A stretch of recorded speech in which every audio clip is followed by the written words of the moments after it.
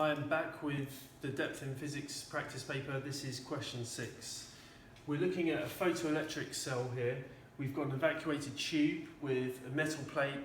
We shine a light onto the plate so that we've got a source of photons, and the photons, if they have high enough energy, will release electrons from the plate, which are then accelerated to the charged rod in the middle, which is labelled B there. So the plate is A, the rod is B. The plate is coated in potassium, so potassium has a work function of 3.5 times 10 to the minus 19, which is the relevant work function for us. We need to show that the longest wavelength of light that will emit electrons is about 570 nanometers. For this, I need to understand what they mean by, or why the question is about longest wavelength. So the photon energy is equal to hc divided by lambda. Photon energy is inversely proportional to the wavelength. So if we're looking at the longest wavelength, then we are looking at minimum photon energy. What's the minimum photon energy that will release electrons?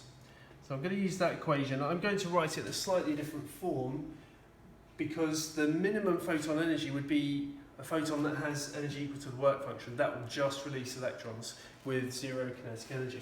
So I'm going to write this equation with the work function, and I would write that like this, where lambda 0 is something like a threshold wavelength, like the threshold frequency. I need to work out the wavelength, so I'll rearrange it for that. Lambda 0 equals hc over the work function. H and C are both constants, you find those in the formula book. Now I can substitute all the values in. Planck's constant is 6.6 times 10 to the minus 34. C is the speed of light, 3 times 10 to the 8 meters per second in a vacuum. And the work function, 3.5 times 10 to the minus 19 joules. When you do that calculation, you get 5.66 times 10 to the minus 7 meters. I need to compare that with wavelength to check that it's roughly the same. This is 570 nanometers. I've got 5.66 times 10 to the minus 7, so if I write that in nanometers, I'd need to divide by 100 here to take the 10 to the minus 7 down to 10 to the minus 9. That means to compensate for that change, I multiply the number part by 100, so that would be 566, which is about 570 nanometers.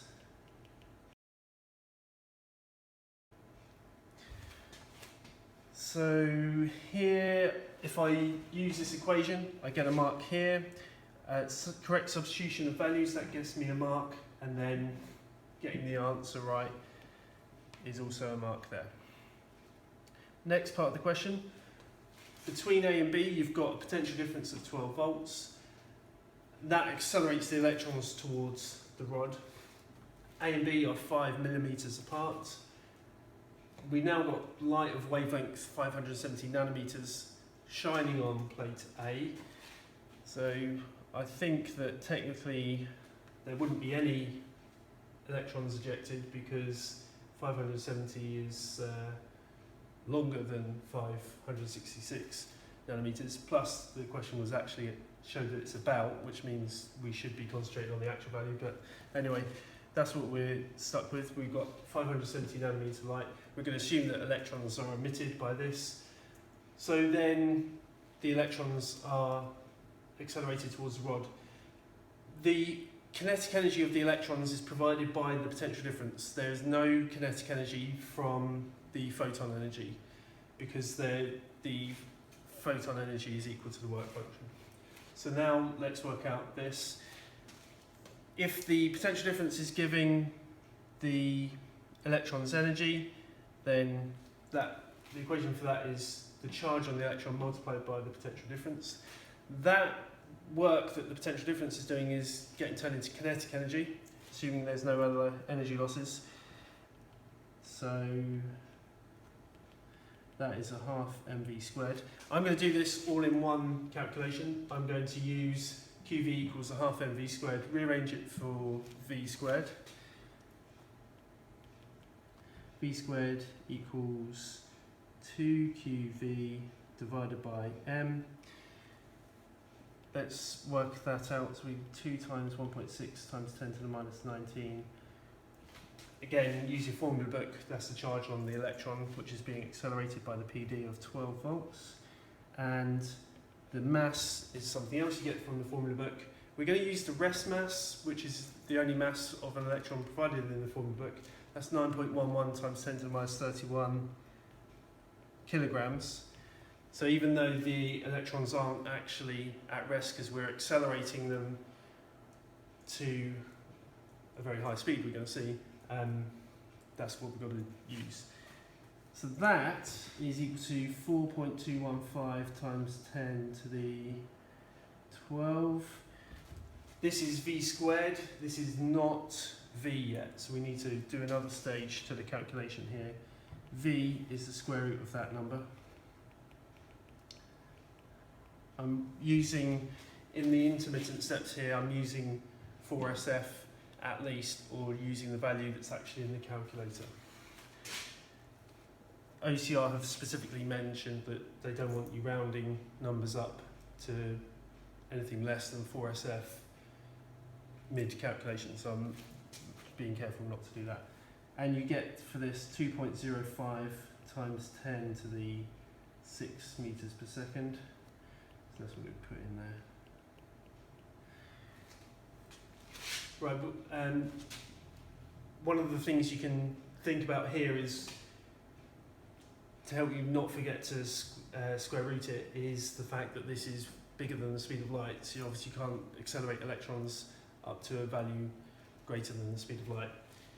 So yeah, that should hopefully remind you. What do you get marks for?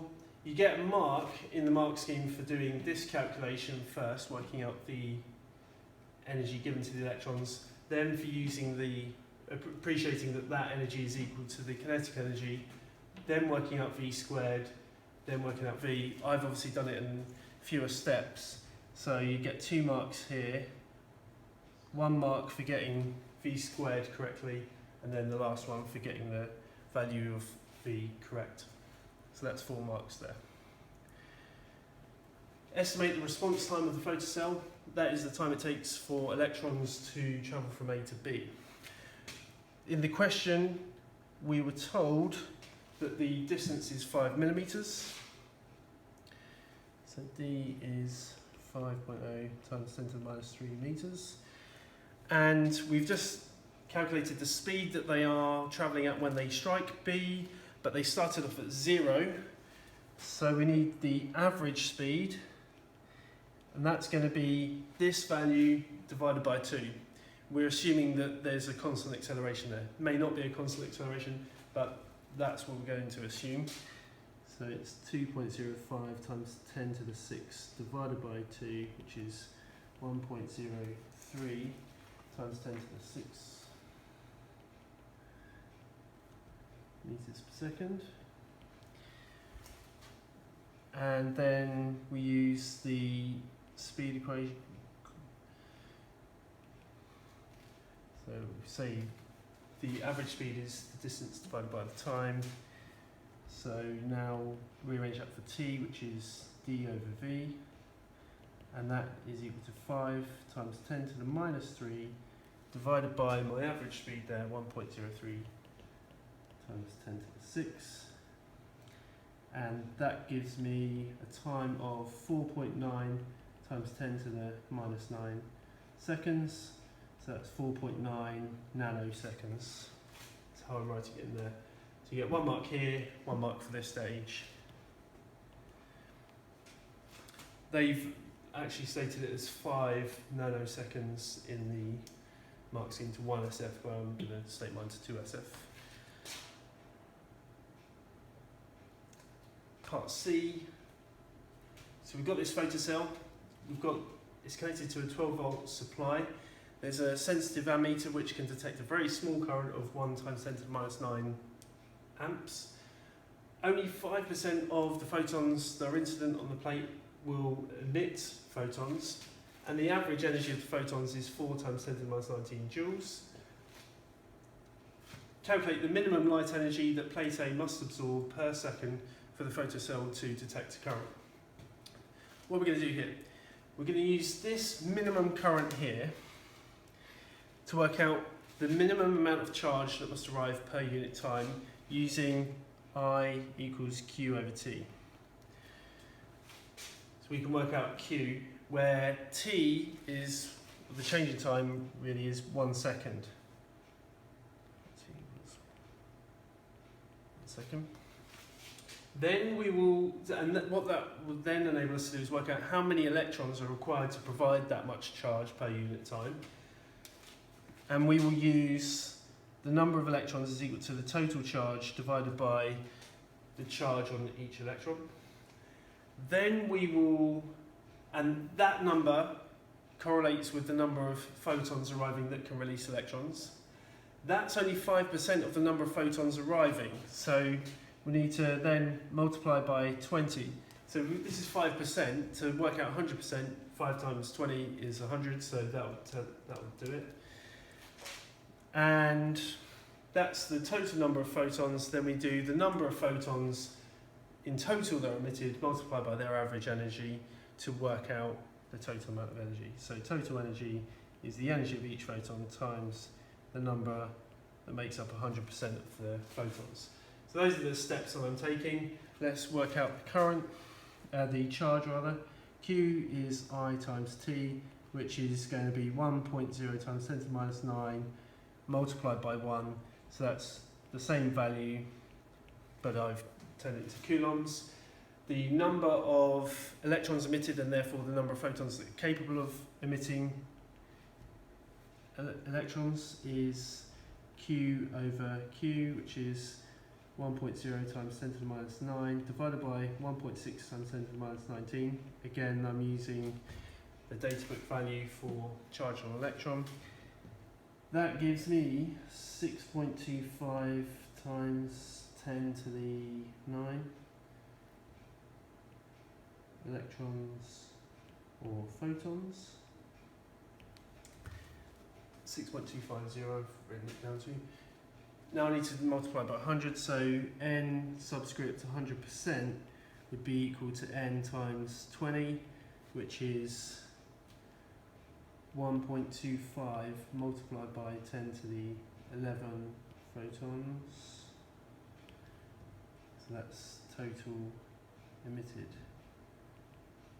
by the lamp. I'm up to that stage. Last thing, total energy emitted by the lamp is the energy multiplied by n 100%, which is the energy is up here 4 times 10 to the minus 19 multiplied by 1.25 times 10 to the 11, which I've just calculated. And when you do that calculation, you get 5.0 times 10 to the minus 8 joules. And that's my final answer. What did we get marks here for?